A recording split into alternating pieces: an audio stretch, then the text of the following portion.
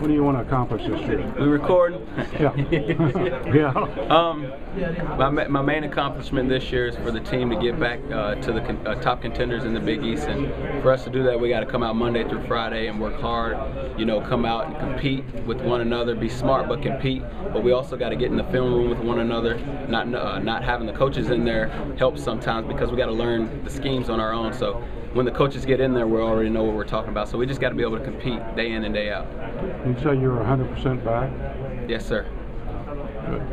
How did you know when you're 100%? Was there an extra spring? Was there an extra little move? Or how did you know, all right, I'm back? Well, that's a good question. You know, all spring I didn't get to practice. I didn't get to hit anyone. I haven't hit anyone since Thanksgiving week of last year. So, you know, when I knew I was back was just actually a few days ago when I hit Brandon Heath. Yeah. And you know, you guys know that he's a really good tackler and he can bring the noise. So when I hit Brandon the other day and I felt pretty good, then that's when I knew I was back. Now, once you know you're back, does the voice come back? I mean, it seems like you're one of those guys who talks a little bit in practice.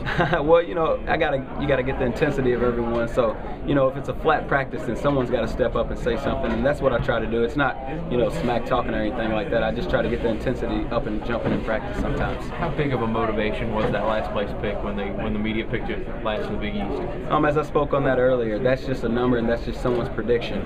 You know, a prediction means nothing when the lights come on and the clock starts ticking and the whistles blow.